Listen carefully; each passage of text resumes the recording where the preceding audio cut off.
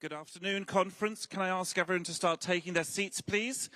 Thank you very much to everyone for the support you've given over the last couple of days here in Brighton. And I'm delighted to introduce Dr. Mark Pack, President of the Liberal Democrats.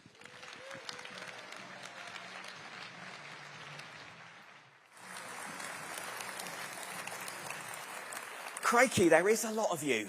There's a lot of you. And that's just the MPs. But before we get to the party awards, there are so many people who deserve our thanks for our fantastic conference, both online and here in person in Brighton. And after I've run through them all, I hope we will show them all our appreciation.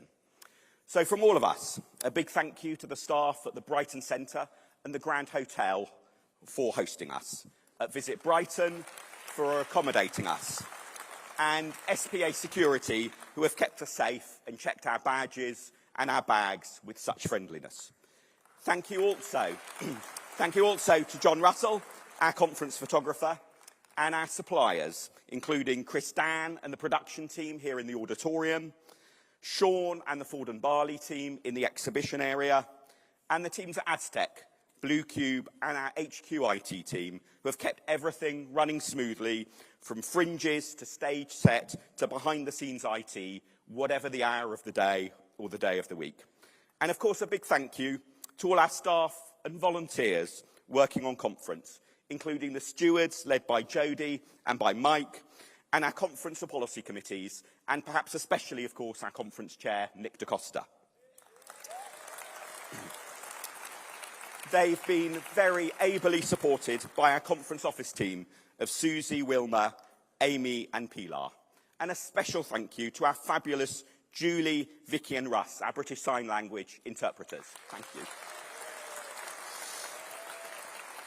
But above all, thank you, all of those who have participated in our conference with a view to making it a success. Whether in this hall, the fringes, in the exhibition or in training, thank you so much for bringing our internal democracy to life.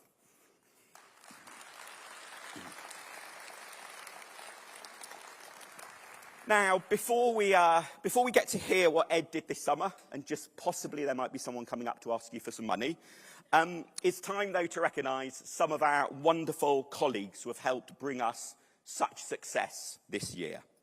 Now, for this time's Party Awards, there was quite genuinely one quite unusual nomination from one party member. They nominated somebody for services above and beyond the usual to Liberal Democrat electoral success. It was a nomination for one Rishi Sunak. But alas, Rishi has not paid his membership sub, so no award for him this time. But turning to the real award winners. First, we have the Belinda Airbrook Award for someone working locally to support our elected representatives. This year's winner is a local campaign mastermind in her first job out of university, but already flourishing in local and parliamentary elections, helping the party succeed against Labour in Northern England, and helping with perhaps the toughest campaign gig in the whole party of having as one of her candidates our Director of Campaigns, Dave McCobb, because this time's winner is from Hull, the amazing Lucy Lennon.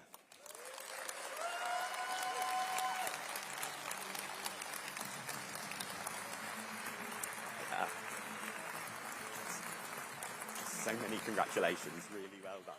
So we just look at John, and then if you remember to flourish this award to Dave every time in future. Brilliant. Brilliant. You got it, John?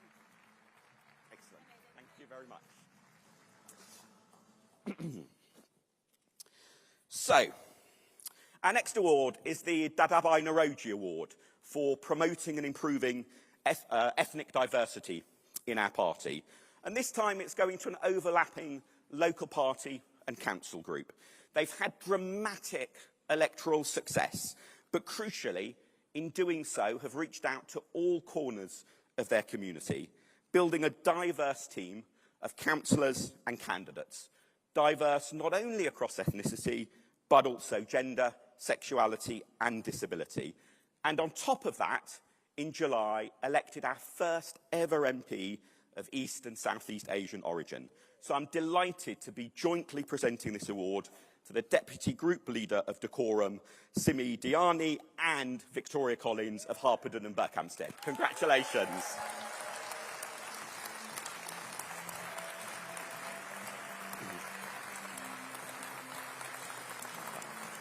Do you want to stand in the middle, Simi? There we go. Many congratulations. Fabulous. Then we look at John. Brilliant. Well done, both of you. You got the award. Thank you so much.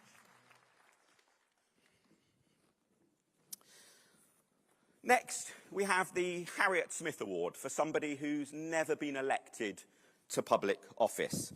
Now, this year's winner has been the dedicated backbone of her local party for decades, steering it through tough times, taking on just about every task imaginable at some point, but also building a huge new team who are the very first to acknowledge they wouldn't have first won control of the council and then the parliamentary constituency without the amazing efforts of Woking's Rosemary McCrum. Many congratulations, Rosemary.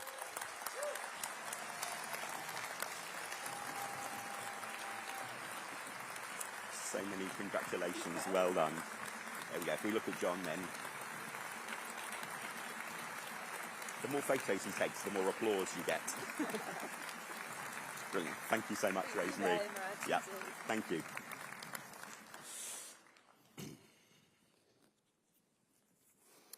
Our next award is the Patsy Coulton Award, which is chosen by one of our official party bodies, Liberal Democrat Women. So to present to the award, I'm delighted to welcome to the stage Lib Dem Women's Chair, Donna Harris.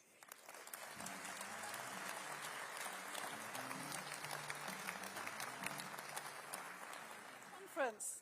This woman has tirelessly mentored, trained, and seminars and conferences. She's worked, inspired, and supported women up and down the country, many of which who have now gone on to achieve elected posts, including women MEPs, Metro mayors, Westminster candidates, and many of our newly elected MPs.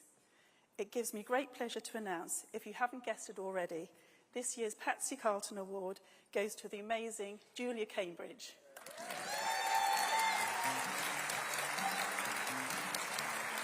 Here you go.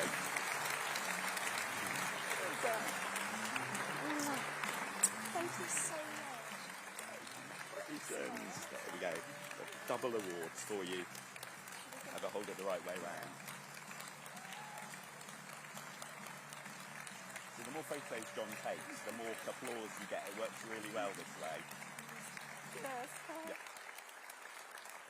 Thank you so much. Congratulations.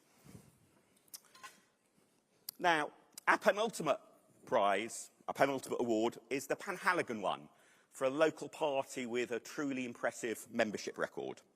This time's winners back in 2019 were facing their council elections with only 2 councillors, both retiring. But a new team got stuck in, building up the local party, first displacing Labour locally as the main rivals to the Conservatives, and then removing the Conservatives from power on the council. With parliamentary boundary changes, they then had to join with colleagues and forge a new team with a neighbouring seat, a team that pulled off a 24% swing in the general election to win the parliamentary seat as well. So collecting the award is Babs Farmer on behalf of North Cotswolds and Tewkesbury Liberal Democrats.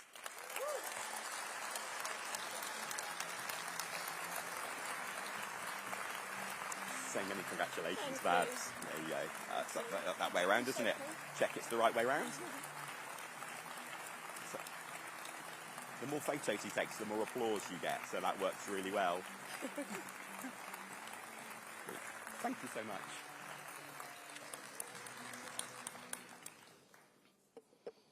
A final award is the President's Award, and this time it's going to someone who has served both the public and our party for over 4 decades. She joined the Liberal Party back in 1982. She's since been a councillor, a council leader, a parliamentary candidate, and then on top of all that, president of her state party. She's faced all of those difficult tasks with determination, energy, and good humour. And I've often benefited myself from those calm words of quiet wisdom that discreetly head off a foolish decision or an impending problem. So I'm so pleased that this time's winner is Wales's very own Paula Yates.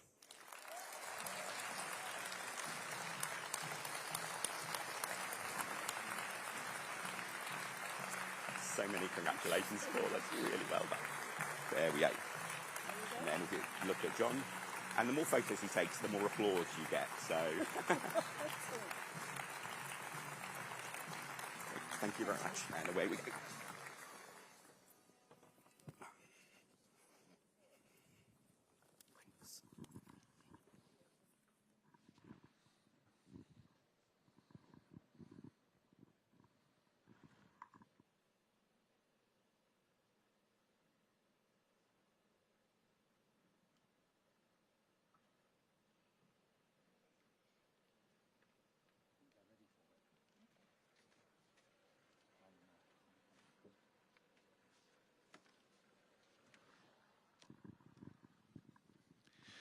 Ladies and gentlemen, I'm delighted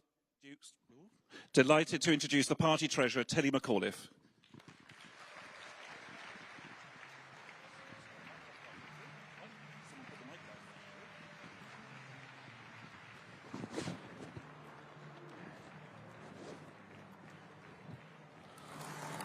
And obviously, you know what you're calling me about, right?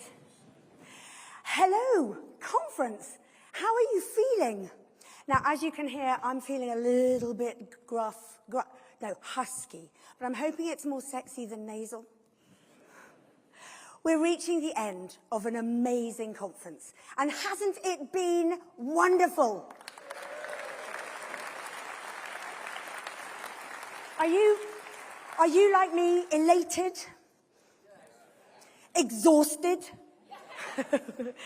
Okay, I want to take you back for a second. Did any of you shed a tear on the 4th or 5th of July? It was so exciting, wasn't it? And it was so moving. And I just wanted to shout about it from the rooftops. But most of all, I wanted to tell people who'd passed away that we did it. And that's what made me cry. Yes, I wanted to tell leaders and supporters who weren't here anymore. But most of all, I wanted to tell my dad. He stood for the SDP in Honiton in 1983, and Malcolm, who's probably here, voted for him. He did well, he didn't win, but my family will be forever grateful and indebted to Richard Ford for seeing off the ghost of Peter Emery at last. God, I so wanted to tell Dad and celebrate with him, and I really didn't feel like celebrating with my Brexit-loving, Rees-Mogg-adoring right-wing mother. But I digress.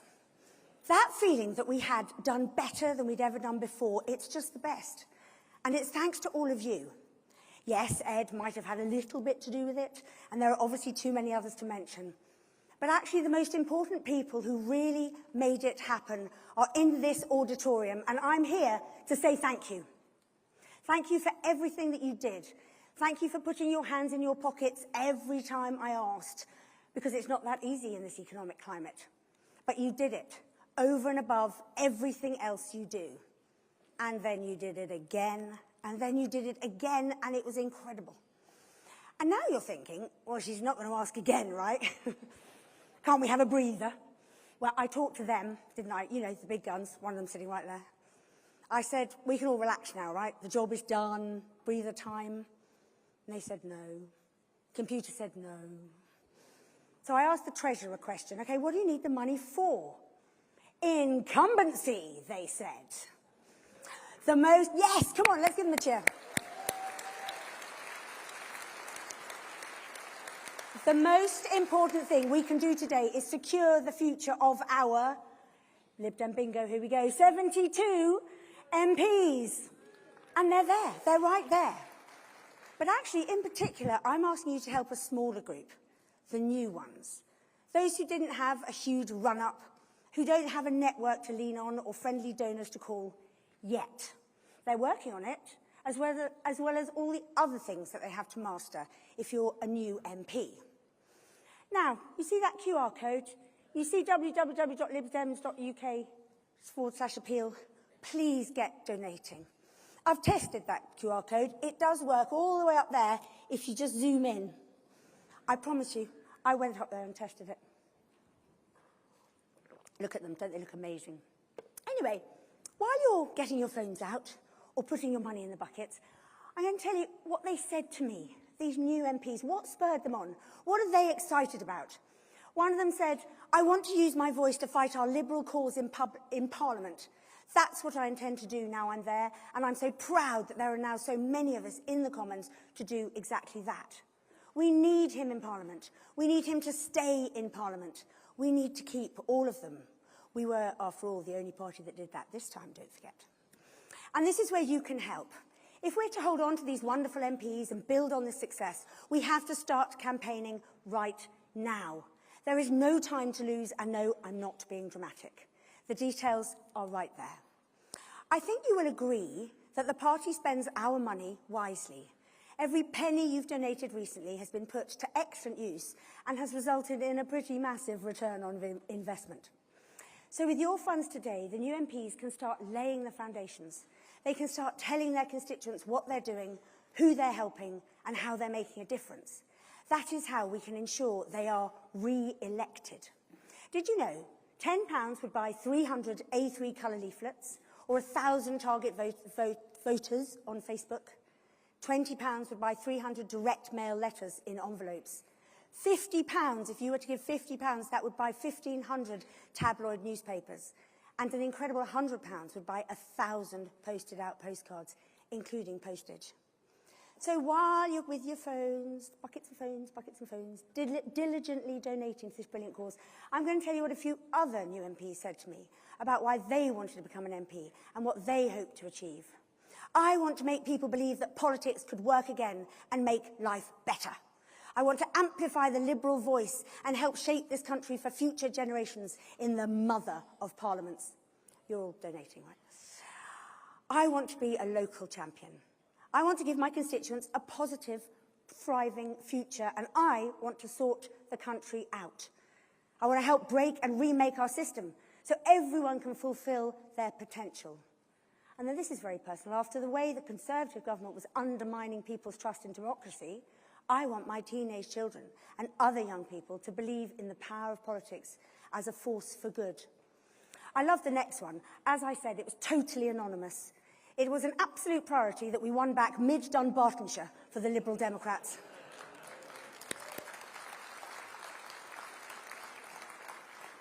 I just knew that even after 100 years of local Tory rule, 100 years they broke, change is possible if you believe. Maybe that should have been my song when I came on. One of my favourites was the MP who I rang, and he said to me, oh, well, what do I want to achieve in my first year, Tilly? Well, I'm on a bike, I'm in the rain, I'm learning and I'm adjusting and I'm trying to do my best, and I think all I really want to do is survive my first year, Tilly. But I'll write something better later. And I said, no, please don't. That's just perfect. MPs are humans too, and we are here to support you. And finally, one MP said to me, it's an amazing time to be a Lib Dem. If we absolutely claim our Liberal space in the political landscape, we are the answer to Britain's problems. It's so lovely, isn't it? Please support them and keep them. Remember this feeling of joy and excitement and how moved we all were on the 4th, 5th of July. Please donate today to help our amazing and wonderful new MPs become what we know they are, the best MPs in Parliament today. And now I am handing over to our Deputy Leader, Daisy Cooper.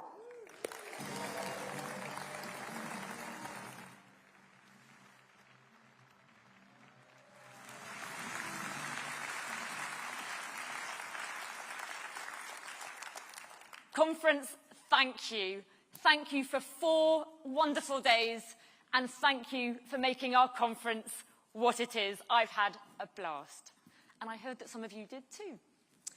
Anyway, we're going to be joined in just a few minutes by our party leader, Ed Davey. But before we are, can I please ask you, to put your hands together, give a warm welcome to our 72 Liberal Democrat MPs.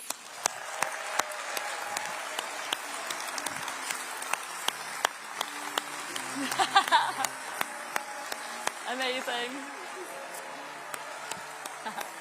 What a mate. Yay.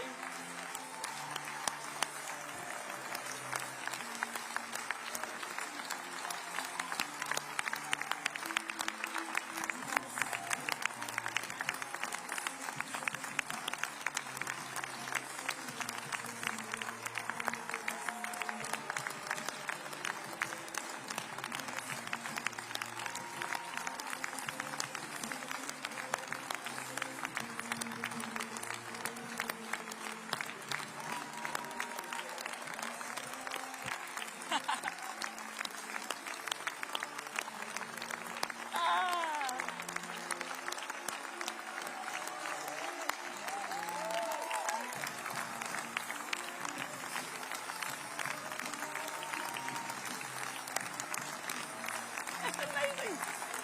What a moment. Such a moment. There's so many.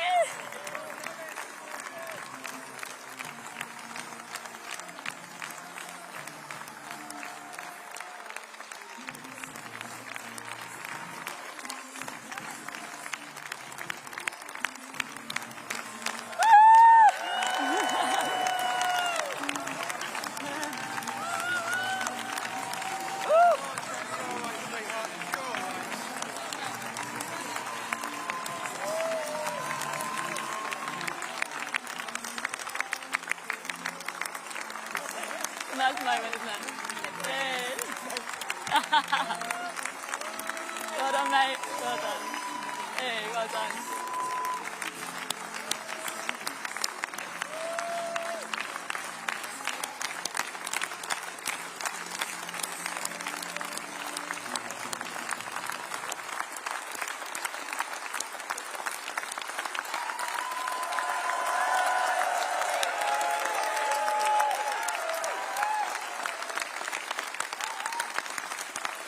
Thank you, conference. Thank you.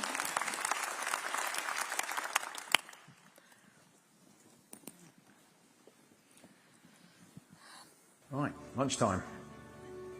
What does a typical day look like for you, Ed? It's busy. A lot depends on what carer help we've got. When you become leader of a political party, people ask you questions. You've got to answer them. So I sat down with my wife, Emily, and my family, and I said, look, we're going to have to open up a bit more. And to be honest, when we started doing that, the response we had was such that I felt almost a moral obligation to talk more about it. Because people said, look, we need people to talk about what it's like to be a carer. We will have a general election on the 4th of July.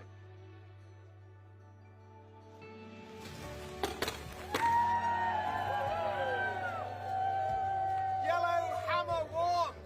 Liberal Democrats are go! This election is our opportunity, our chance to kick this out-of-touch Conservative government out of office, our chance to get a fair deal that people so deserve. So let's get to it. Let's make it happen. What have you got for us today? Well, it's going to be blue, and it's going to come down. Bouncing the polls coming. If services to absurdity counted in this campaign, the Lib Dems would be heading for a landslide. Yes, that's Sir Ed Davey, the leader of the Liberal Democrats, on the day of the launch of the party manifesto. The Liberal Democrat leader agreed to be given a makeover. It's sexy. I think I would... So that's interesting. There is actually always a bit of a serious story behind some of these things. I mean, what we wanted to do was engage people with a little bit of humour, not take myself too seriously. What have you said no to? I was just...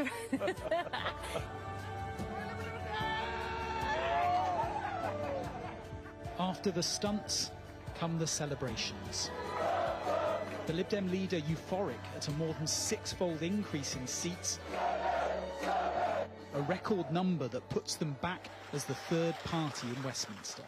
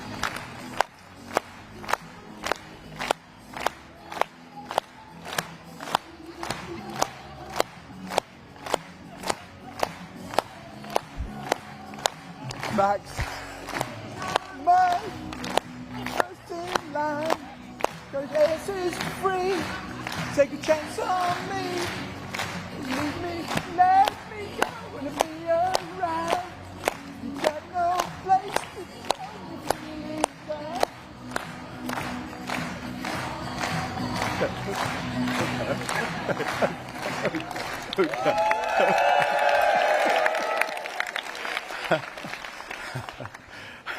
Hello, friends.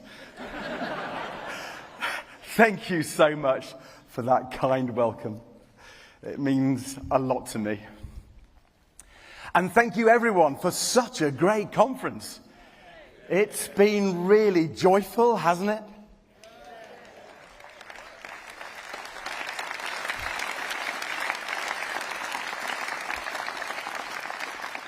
Getting together to celebrate and to start planning the future. Having fun, but with a serious focus. Reminds me of our election campaign. Do you know they wanted me to wear a wetsuit today? But I said it was abseiling or nothing. So here we are, having a party. After winning our largest number of MPs for over 100 years.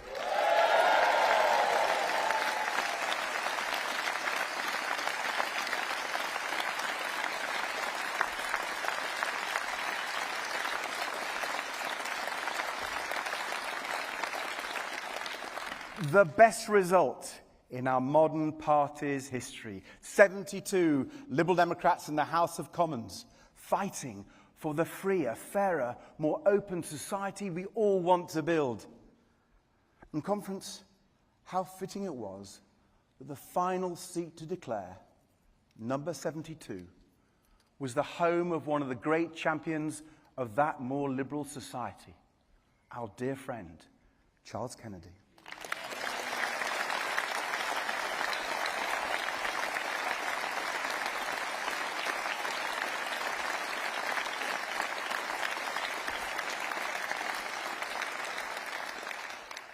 Today, I want to talk about the exciting opportunity our new strength gives us and the responsibility it places on us too. But before I get to that serious bit, I want to say thank you to all of you. Members, volunteers, councillors, candidates, you are all absolutely fantastic.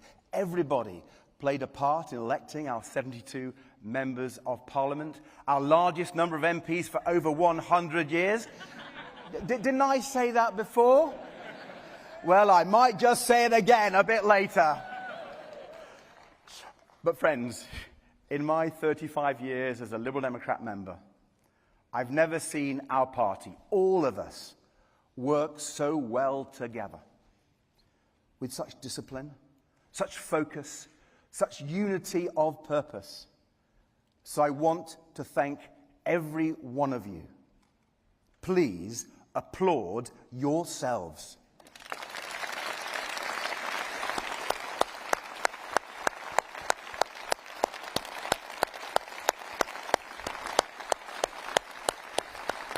Okay, that's enough. It's enough because I want you to thank a few more people who often don't get thanked, but really should. Starting with our amazing staff team.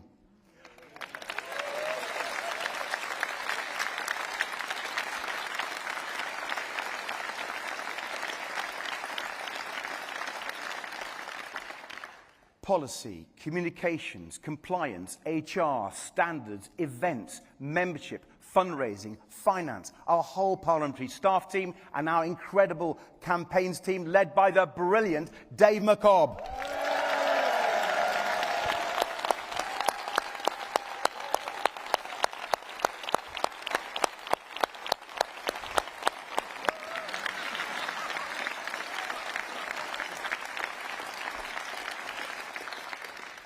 And let me shine a spotlight on a second group of people whose contribution to our success isn't recognised as much as it should be. I'm talking about all those candidates and all those local parties who set aside their own ambitions to go and help colleagues in target seats, the candidates who didn't win. As Scripture tells us in the book of McCobb, chapter 2, verse 7, greater love hath no candidate than this, that they and their team go canvassing in a nearby target seat.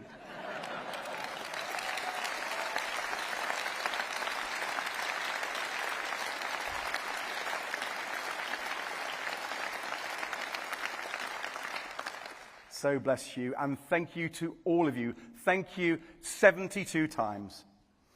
Finally, I want to thank one more person. Someone from behind the scenes who makes the real sacrifice, who's helped me beyond measure. Emily, my wonderful wife.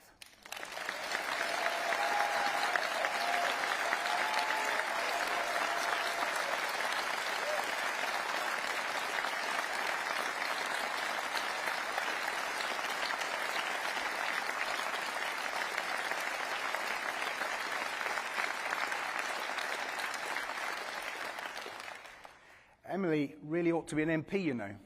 She stood 4 times and missed out by just over 2,000 votes in 2005. And she's an amazing local councillor now, amongst many other things. On question time, during the election, I confessed that Emily and I are romance personified. Meeting, as we did, on a Liberal Democrat housing policy working group. Catching each other's eye as we debated the finer points of community land auctions. But what's interesting, since my revelation, I'm told our Federal Policy Committee has been inundated with applications for the next one. So if you want to find love, don't join Tinder, join the Liberal Democrats.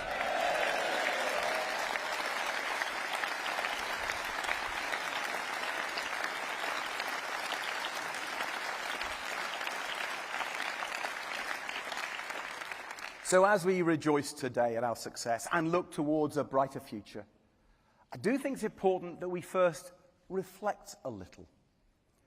Reflect on where we've come from and how we've got here. It's 4 years since I first spoke to you as leader of our party, but it might as well have been a lifetime ago. Back then, I wasn't even able to talk to you from a stage like this, but rather through a single camera from an empty room in Lib Dem HQ. The country was deep in the grip of COVID. Boris Johnson and Dominic Cummings, remember them? Well, they were still in number 10 and still on speaking terms. the most popular politician in the land was an ambitious young chancellor by the name of Rishi Sunak. Like I say, it was a very different time. And it was a very tough time for our party, for us. We were still licking our wounds, weren't we? From an extremely disappointing general election result, our third in a row. Some were asking not whether our party could recover, but whether we would survive. And it's important we remember that as we celebrate and as we plan for the future. Because we mustn't forget the hard lessons we learnt along the way. Above all, we learnt how critical it is to listen to our constituents. Hear the people.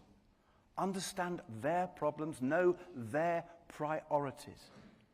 Our liberal tradition of gritty community politics used to be so great at that, at listening.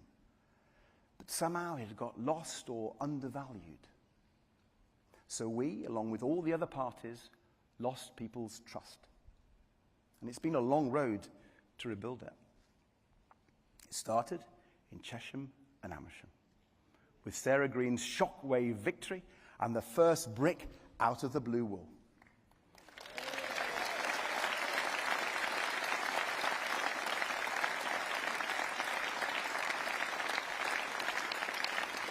And then it was Helen in Shropshire, Richard in Devon, Sarah in Somerset, and above all for me, our amazing local election result. Over 700 more of us elected to local councils.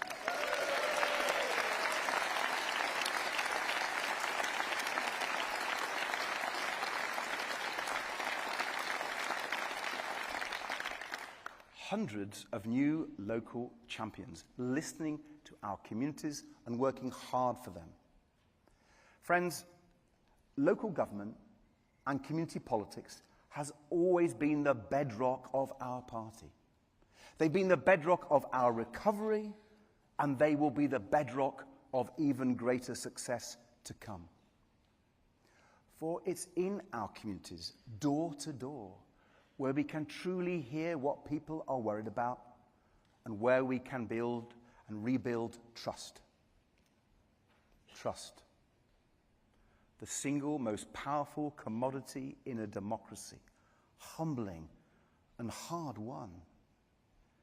In July, millions of voters put their trust in us, many of them for the first time in their lives, trusting us to stand up for them, to be their local champions, to fight for a fair deal. That trust, the people's trust, is our mandate. And now we must be true to that mandate and repay that trust in full. Remember, people's trust isn't something you just win and put in the bank to make a withdrawal at the next election. Trust is something you have to keep winning, keep earning, day after day after day, or else people will just take it somewhere else. We asked people for their votes on a very clear manifesto.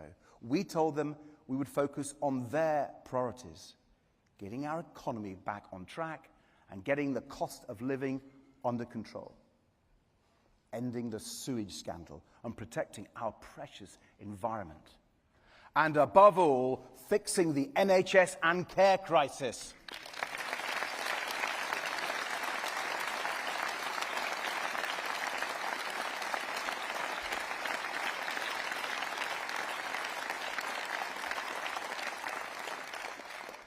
A clear message of hope, delivered so powerfully in the millions of leaflets you pushed through letterboxes. Argued for so passionately in the hundreds of thousands of conversations you had on doorsteps. And yes, amplified by the occasional sight of me falling off a paddleboard or jumping off a 160-foot crane. Now, I'm not supposed to tell you what stunt ideas were rejected, not least because they're still trying to persuade me to do them for the next election. But I'll let you into a little secret. It was only health and safety rules that stopped me putting my hand up a cow's behind, or wing walking on a biplane. But friends, however we were campaigning and wherever we were campaigning, we always had our clear Liberal Democrat message that showed we'd listened and we'd understood people's concerns. So as we plan future success for our party and our country, to build ever stronger on the dramatic success we've just achieved, let us never forget where we were and how we got here. And let's begin by ensuring our clear campaign message is now our clear mandate for action, starting with the issue we put front and centre of our campaign: health and care. There's not a place I've been to in the country where these are not the top two issues on people's lips. After years of failure and neglect under the Conservative Party and the Nationalists in Scotland and Labour in Wales, it's not hard to see why. And it's so sad. We cherish the NHS. It's one of the things that makes us proudest to be British. One of the things that makes us proud to be Liberals. Because don't let anyone forget that it was a Liberal, William Beveridge, who invented the NHS.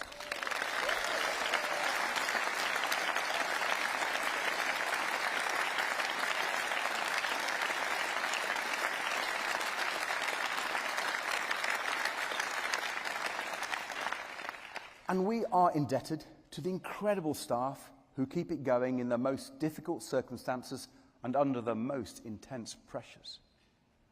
But with such long waiting lists, so many staff vacancies, and so many hospitals literally crumbling, the NHS simply isn't working the way it used to or the way it should. We need to transform the way we do health and care in this country. And our MPs have already taken the lead on that in this new Parliament.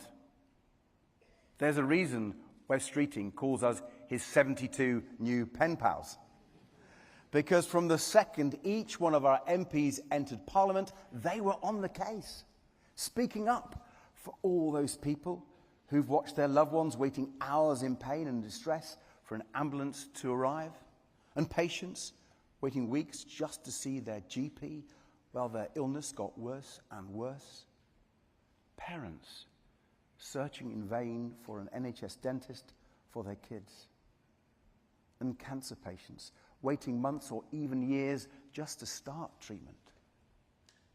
The Conservative Party left office with almost 6.5 million people languishing on hospital waiting lists.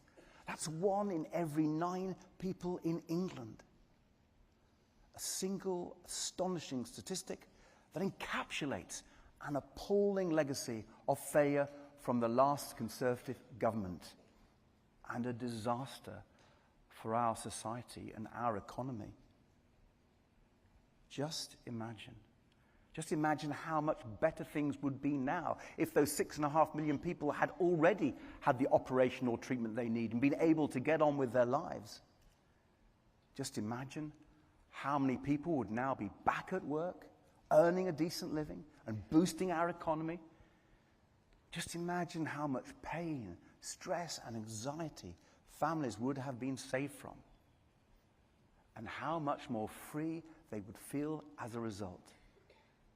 That is, after all, why the NHS is so important to us as Liberals, and why we remain the biggest champions for our NHS.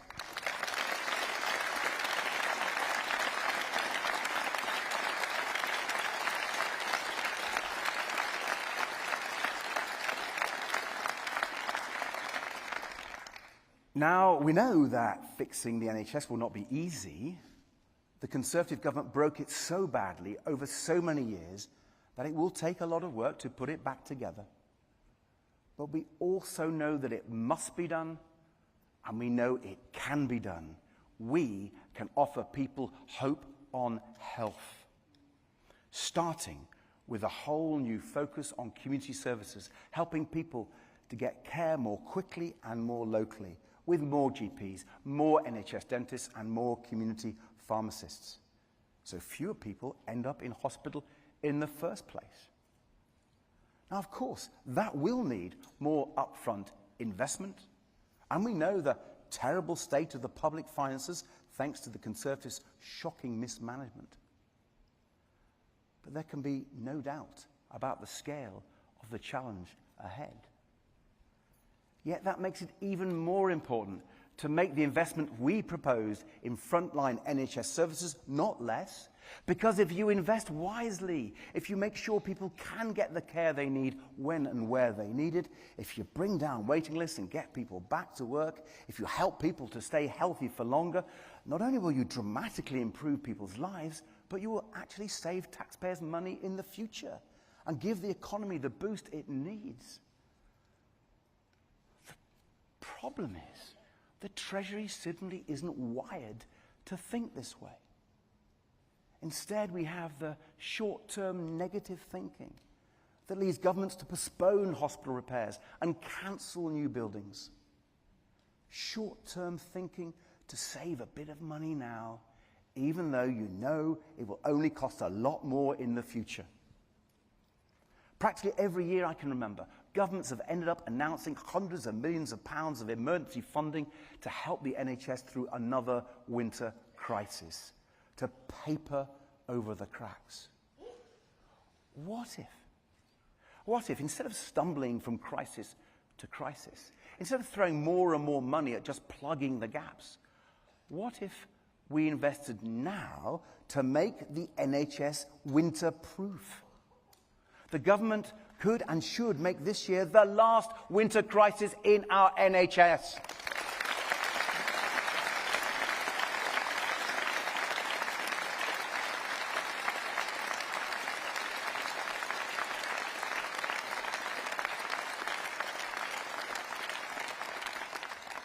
So I urge Labour, do not make the same mistakes the Conservative Party did. Be more positive.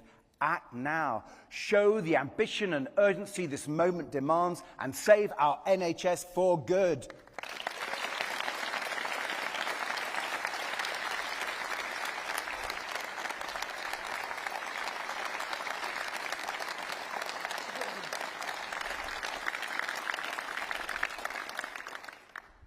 But transforming our NHS is just one part of tackling the health and care crisis.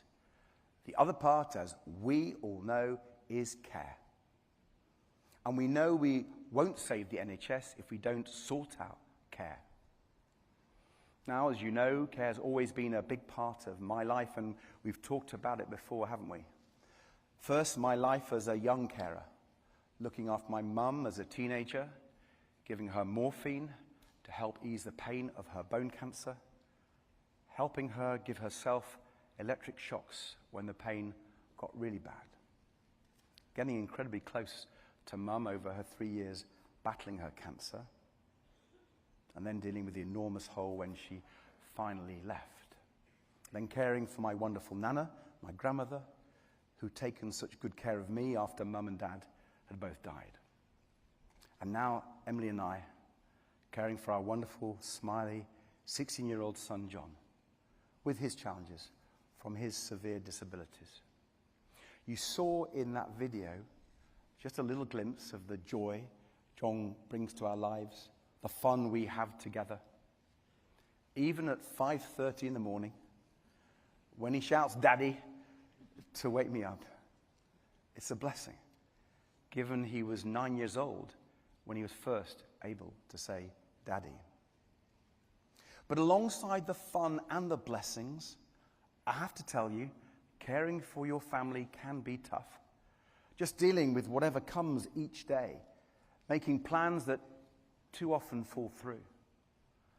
As millions of people across our country know, a carer's life is often exhausting. And you know, each time I speak about my story, I'm humbled by the number of people who get in touch to say, that's my story too.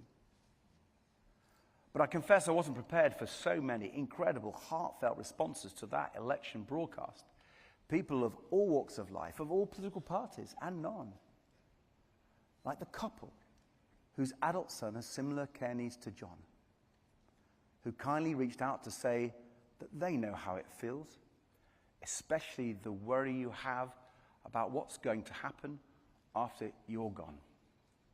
Just like Emily and I worry about John. No one will ever hold him the way we hold him. No one will ever love him the way we love him.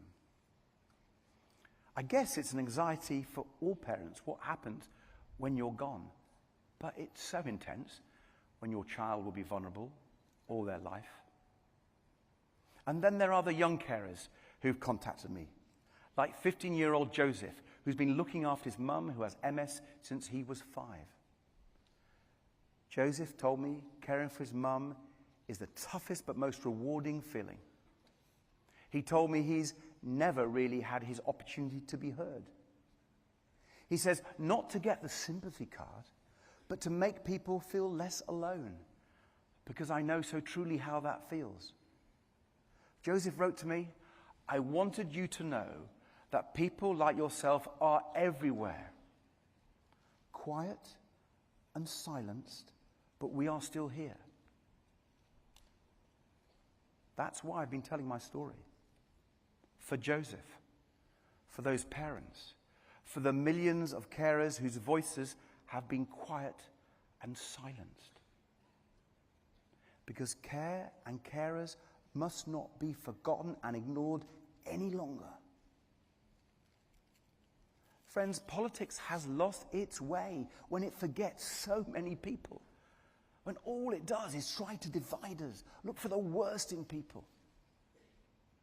I want us to be different. For the way we do politics to reflect the true nature of the British people, the true nature of our great United Kingdom, a caring nation. It's like Emily said so powerfully during the election. What you've got to have is a caring community, a caring society. That's our best hope for the future. And friends, if the Liberal Democrats don't offer that hope, if we don't speak up for care in Parliament, no one else will. Of course, everyone knows the Conservatives don't care. But did you know carers weren't mentioned once in Labour's election manifesto? And carers weren't mentioned once in the King's speech either.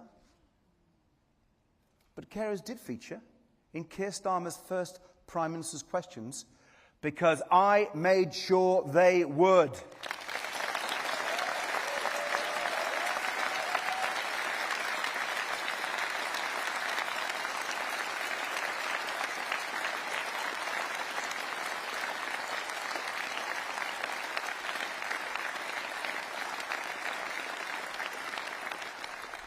I told the Prime Minister about Andrea, a carer in my constituency who's been hit with a bill from the Department for Work and Pensions for more than £4,000. Andrea is just one of tens of thousands of carers who were caught up in the carers' allowance repayment scandal under the Conservative government.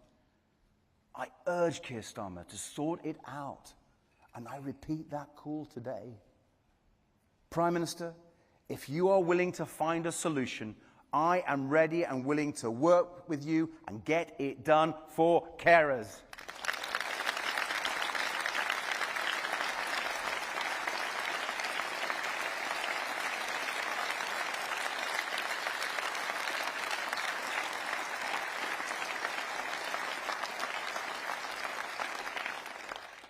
This, friends, is the role all our 72 MPs will play in this Parliament, using our strength as not only, once again, the third party in the House of Commons, but also the largest third party in a century, to be the responsible opposition to this government, and to speak up for people in our communities taken for granted and ignored by the others, telling ministers directly about the problems real people are facing, raising the issues that would otherwise go unnoticed in the government's blind spots, holding Labour to account for the promises they made to clear up the Conservatives' mess, championing practical, hopeful solutions for a better future, not just on health and care, but the cost of living, sewage, nature and the climate, the crisis in our justice system, prisons bursting at the seams, criminals walking free, victims denied justice, and the pressing need to fix our broken relationship with Europe.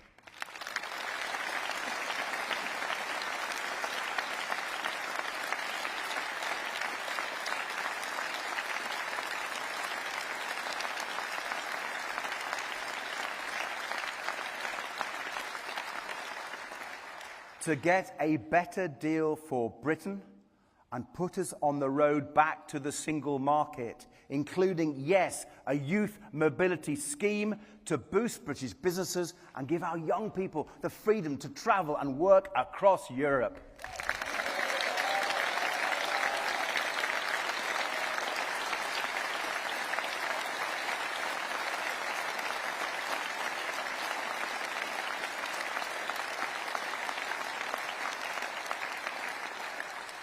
From growing our economy, to fixing our NHS, to reforming our politics, we will urge the government to act faster and be much bolder. Because the challenges we face cannot be solved by burying our heads in the sand and pretending they don't exist like the Conservatives do. But nor can they be solved with the pessimism and defeatism we're hearing from Labour. They will be solved the way Britain has always done in the past, by rising to our challenges with guts, determination and hope. So we will cut through the government's doom and gloom with our ambition for our country. We will scrutinise their plans carefully and strive to improve them, and we will oppose them if we think they've got it wrong, like their decision to strip the winter fuel payment from millions of struggling pensioners just when energy bills are set to rise again this winter. But where ministers act in the national interest to solve such problems and improve people's lives, we will support them. Back when I was first elected in 1997, Paddy Ashdown adapted the Serenity Prayer for a better, more constructive approach to opposition. Paddy's Serenity Prayer went like this: may we have the power to oppose what we must oppose, courage to support what we must support, and the wisdom to know the difference. Conference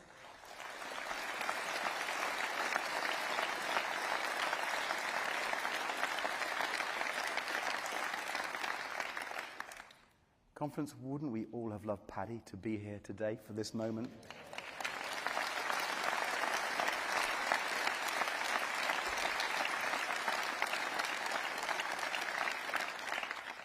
So I want to make Paddy's same invocation for us today.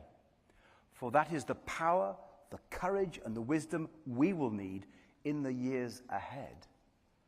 Because it will fall to us to be the responsible opposition that any government needs, an essential role in our democracy, and a role that today's Conservative Party simply cannot fulfil. They show themselves to be totally unfit to govern our country, and the British people rightly booted them out. And the Conservatives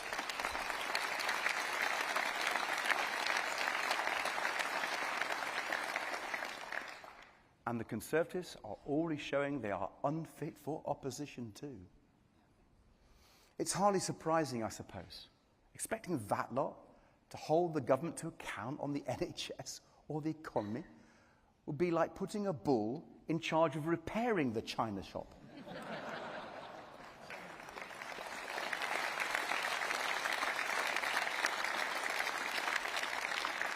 I mean, who would leave the job of upholding ethical standards in government to the gang who put Boris Johnson in number 10? And when the country needs an opposition to scrutinise next month's budget, it's not a job for the Tory geniuses who cheered Liz Truss and Kwasi Kwarteng to the rafters, is it?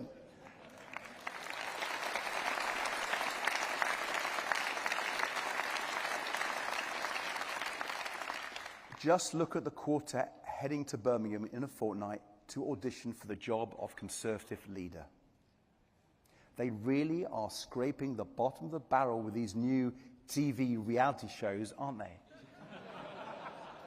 I hear they're planning to call it Strictly Come Pandering. Or maybe The Great British Blame Off. Or maybe just Pointless.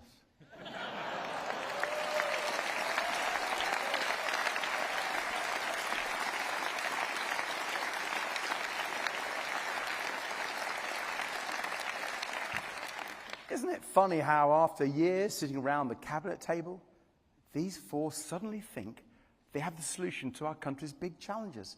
If only they thought of those answers just a few months sooner. Conference, the truth is this. In government, these four Conservatives didn't care about real people's everyday problems. And it's clear none of them care about you now. The modern Conservative Party is so out of touch with so many of their former voters, so far removed from the real lives of ordinary people, that it no longer merits a place at the top table of our politics.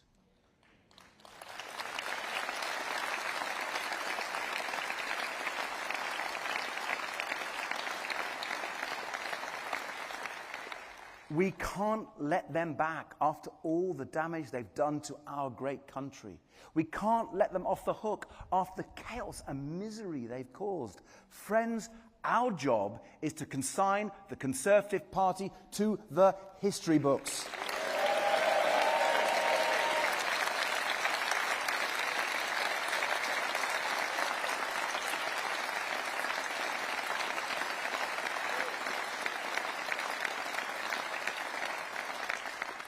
To be fair, we made a pretty good start in July, winning an incredible 60 seats from them, including places that had elected only Conservative MPs for generations. We said, didn't we, we would bring the blue wall tumbling down, and we did. We did it by speaking to millions of lifelong Conservative voters who felt let down and taken for granted by today's Conservative Party. Voters who believe in the fundamental British values of fairness, decency, freedom, and respect for the rule of law, and who no longer see those values reflected in the party of Boris Johnson and Liz Truss, but who find those values strong in the Liberal Democrats. So friends, on the 4th of July, we made a great start, but now let's go further. Let's finish the job.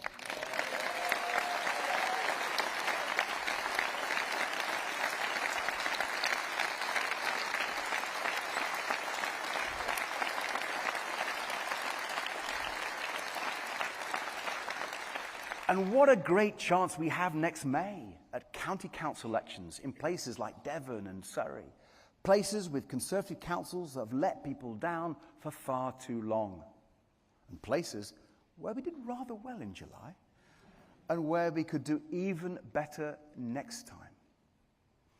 Just never forget, our recovery has been built through your hard work, listening to and serving local people, proper community politics. And our future success will be built the exact same way.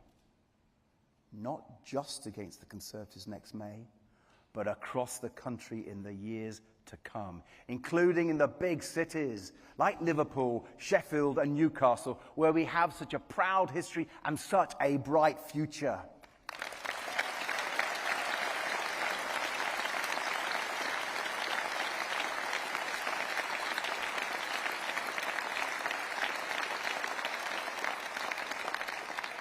Like Hull, where we won back control 2 years ago and where Mike Ross and his team are showing the way already. Cities that have thrived under Liberal Democrat-run councils in the past and will do again. Because not only has our strength in Parliament never been as great as it is now, but I believe our role in British politics, the Liberal Democrats' purpose in British politics, has never been clearer than it is today. Not just to vanquish what's left of the Conservative Party, not just to take their remaining seats, and not just to be the careful scrutineers of Labour's actions.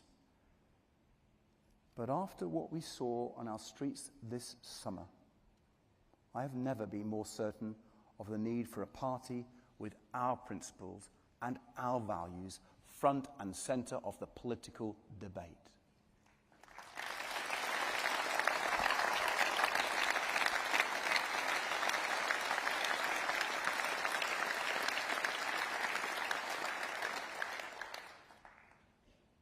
Conference, the killing of Elsie, Alice and Bibi at their Taylor Swift dance class in Southport was a horrifying crime and a heartbreaking tragedy.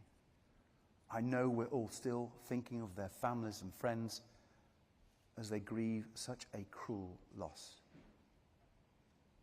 And let's not forget, that's been the response of the vast majority of the British people. People of all backgrounds in Southport and across the UK who came together with love and compassion to support each other and to mourn the deaths of those 3 little girls. Because we are a caring nation. And that should have been all that needed to be said. But we know what happened next. A small minority of thugs resorted to appalling racism and violence, egged on by notorious hate preachers and dangerous conspiracy theorists. They targeted mosques and advice centres, asylum seekers and police officers. So let us be clear. These were not protests. These were lawless riots.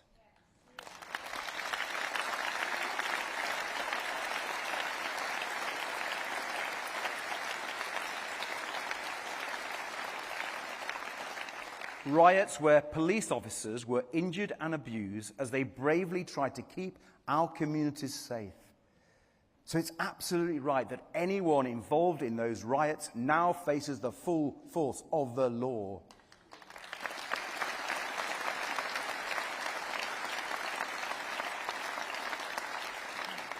And let me say to all of you from Muslim and ethnic minority communities who watched in fear as those awful scenes unfolded, who were forced to ask whether it was safe to step out onto your own streets, to go into your own city centres, or to pray at your own mosques.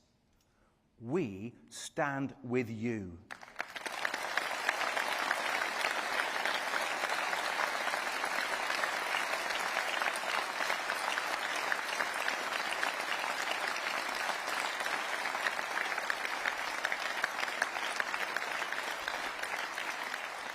You should always feel safe, and we will work with you to tackle the appalling scourge of Islamophobia and racism.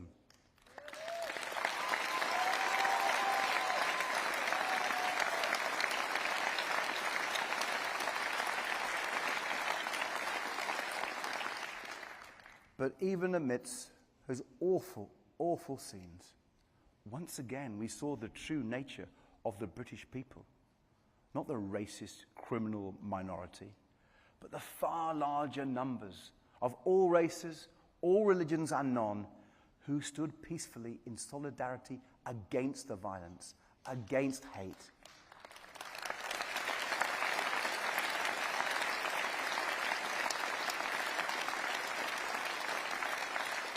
People who condemned the riots and came out the next morning, picked up bin bags and brooms and cleared up their communities. You are the true patriots in our country, decent, kind, united.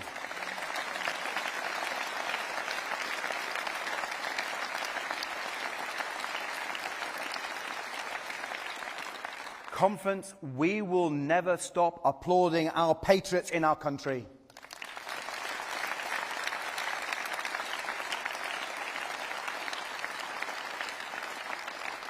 Conference, these are the values our politics needs now more than ever. To resist the rise of extremists, not just at home, but around the world too. With Vladimir Putin waging his brutal war in Ukraine, with the terrible humanitarian catastrophe in Gaza, Hamas's terrorist atrocities on October the 7th, hostages still held captive, the continuing illegal occupations and the threat of regional escalation, with the looming spectre of a second Trump presidency.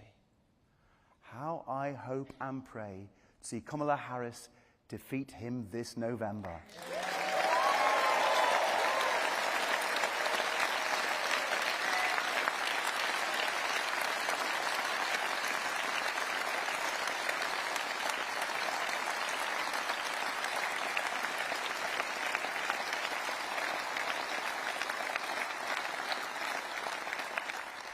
At a time of such instability and uncertainty, it is our values that must prevail. Decency, compassion, community, respect for the rule of law. Values that have always been at the heart of our party. Our party believes that basic rights and dignity are the birthright of every individual. Our party celebrates Britain's diversity as a great strength.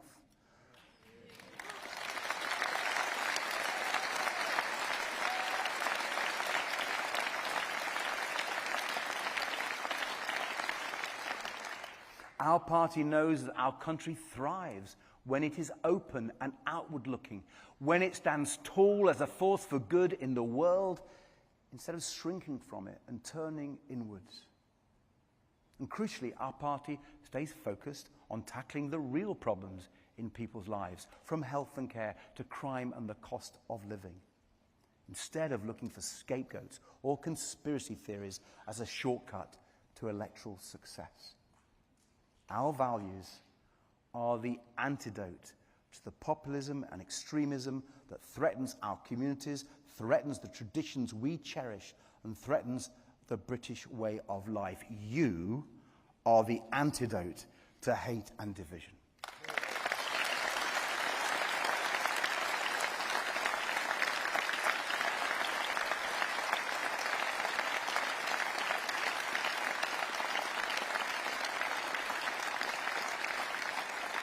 A strong, proud and confident Liberal Democrat Party fighting for our values every day, working hard in our communities to change people's lives for the better and give them the fair deal they deserve.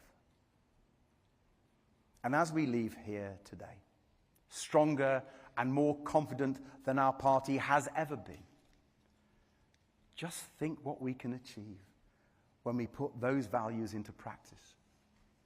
Just imagine the liberal Britain we can create together, where we invest in education and innovation, where we get people off NHS waiting lists and into work, where we make it easier to juggle work with caring commitments, where we grow our economy and create new opportunities so everyone can get on in life and see their hard work, talents and aspirations properly rewarded, where we make sure everyone can afford a decent home, get the care they need, and enjoy a comfortable retirement when the time comes, where we put real power in people's hands and hold the already powerful properly to account. Liberal Democrats, that is the country we can build together. That is the fair deal we are working towards. And now we have 72 brilliant MPs to fight for it. So,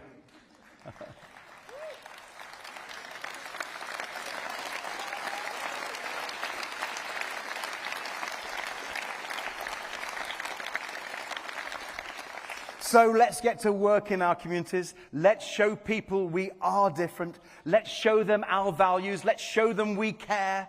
Let's keep earning their trust. Let's offer real hope. Let's build a brighter future. And let's keep on winning so we can make it happen.